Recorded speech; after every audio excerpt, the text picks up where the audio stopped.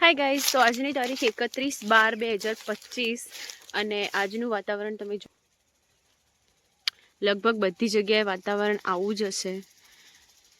વરસાદી માહોલ છે એકદમ, અને અમારા ખેતરમાં ફુવારા બી ચાલુ છે એટલે એકદમ વરસાદી લાગે છે.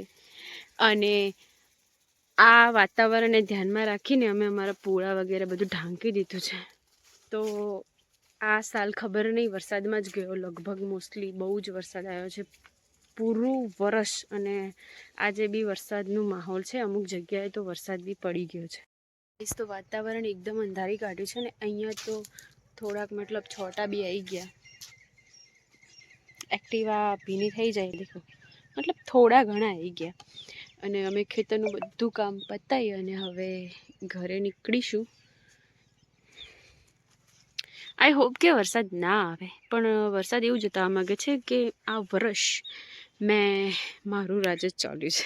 ગાઈસ, તો અમે મારી દીકરી આવી ગયા ઘરે અને જમવાનું ચાલુ છે. તો અમે જમી પણ લઈએ, મતલબ કે દાદાજી જમે છે પણ હવે અમે જમી લઈએ, કારણ કે અમને બહુ જ ભૂખ લાગી છે. આજે એક ગામ ગયા હતા, પાછું બેનના સસરિયામાં ખાવીએ તો મોડા. ઓકે, અને चलो फिर मम्मी खाने बैठ गई, दादाजी खा रहे. मम्मी डांटेगी कि खाने कम लिया क्यों नहीं खा रही, इसलिए हम अरे मैं બધું ગુજરાતીમાં બોલવાનું હતું. ગાઈસ, તો અમારા હેરમાં થોડું ડેમેજ છે.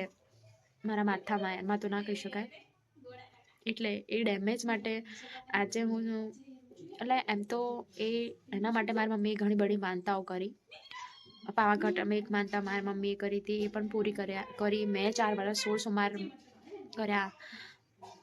થોડા ટાઈમ મટી જાય ફરી થાય, મટી જાય ફરી થાય, એ રીતનું વાતાવરણ એવું બધું થાય. કારણ એ પ્રોબ્લેમ શું છે કે જો અહીંયા મારા હેર થોડા ઓછા છે, આછા છે, એવી રીતે પૂરા માથામાં અમુક જગ્યામાંથી પૂરા હેર રિમૂવ થઈ ગયા છે. પૂરી ટોટલી આવી સ્કીન થઈ ગઈ છે. તો એના માટે આજ બપોરે હવે ઘણા ટાઈમ પછી, એટલે એમ તો મેં દવા પૂરી લીધેલી જ છે, પણ આજ ફરી એવું લાગ્યું કે ના જવું પડશે. એટલે આજે જ જઈ આવી હું બપોરે 10 વાગ્યા જેવી ગઈ હતી. એટલે આ બધી એના માટેની આ બધી ગોળીઓ છે. જો કે મને ગોળી કરવી જરા પણ પસંદ નથી, પણ હવે સંજોગો વરસાદ ગળવી પડશે. આ બધું લોશન લગાવવાનું ઘણું બધું કર્યું છે. અને તો બસ હવે ભગવાનને પ્રે કે બસ હવે મટાડી દેજો, હવે મારાથી વધારે કંઈ થાય એમ નથી. તો બસ આવી રીતનું કંઈક જીવન છે, વાતાવરણ છે અમારા જીવનમાં.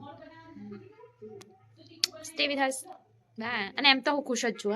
હું આટલી નાની નાની વસ્તુ માટે દુઃખી થવા વાળી પર્સન નથી, પણ અમુક પછી એવું હોય તો દુઃખી થવું પડે. મનુ નહીં હારી નહીં, હવે અનુ હારી ને અમાર છોકડું હવે ઊંઘવા આવ્યું હે ના કઈ. ચકુ એ કાલ હેપી ન્યુ યર હે, તું કે હે કોઈને હેપી ન્યુ યર? નહીં કરે, નહીં હારું. હા હવ હેપી ન્યુ યર 2026. તો ગાઈઝ, તક્ષુની બેચારીની પરીક્ષા થાય હે. ફોટા દેખાડી કોણ હે કોણ નહીં એ બી અમારા રિશ્તેદાર બતાવવામાં આવે છે.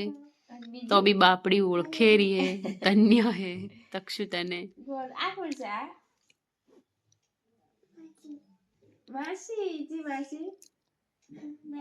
દીપી માસી આ કોણ હે?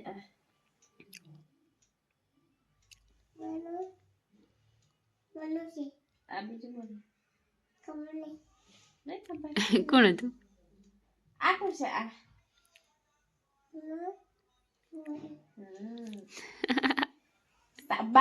શાબાશ ડાઈ છે.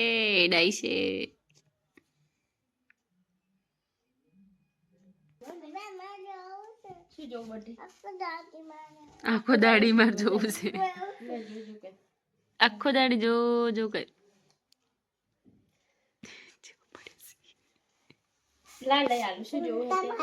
ફૂમતા ભાઈ, તું ફૂમતા ભાઈ ઓળખે?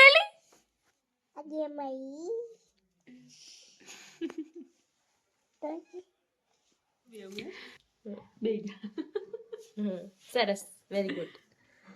તક્ષુ બોલો, લાઈક કરો, શેર કરો, સબસ્ક્રાઇબ કરો. હા, જો તક્ષુએ કરી લીધું છે, એટલે પ્લીઝ તમે લોકો ફાઇનલી સબસ્ક્રાઇબ કરી દેજો હવે. હા તો મળીએ નવા બ્લોગમાં. ત્યાં સુધી આ વિડીયોને લાઈક કરો, શેર કરો અને ચેનલ સબસ્ક્રાઇબ કરો. Bye. Good night. Good night. See you.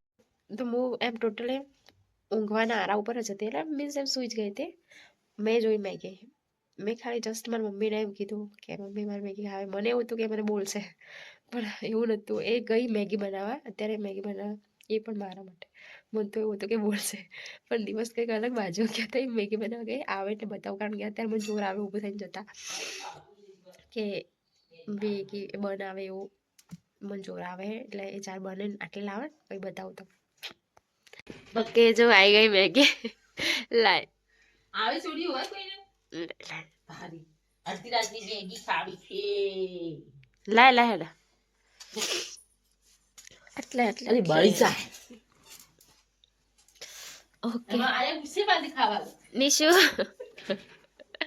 કમી એમ તો બનાવતી હતી તાર તો મોટા પરાડે ના પાડતા હતા. અમે છે ભાઈ તો ખાવા તો કાલ વહેલા ખાવા ના હેડા આજનો તારીખ ખાઈ લો, કાલથી હેલ્ધી ફૂડ ખાવાનું હે. એને એવું લાગ્યું કે હું વધારે ખાઈ લેવું, એટલે આવી આવી બેન હે મારી જોવું એટલે કેરિંગ. કદાચ હું વધારે ખાઈ લઉં, હું વધારે જાડી થઈ જતો. અચ્છા થઈ ગયું સાફ, બર્તન સાફ હો ગયા. બાય કરું. ઓકે ગાઈઝ, આ આખા વર્ષની આ છેલ્લી મેગી. કાલથી હા અચ્છા ખબર છે. છેલ્લી મેગી. કાલથી આપણે હેલ્ધી ફૂડ હેલ્ધી રહેવાનું હે, હેલ્ધી ખાવાનું. મેગી ખાઈ લીધી. હવે ફાઇનલી ગુડ નાઇટ. હો હવે કોઈ પ્રોગ્રામ નથી.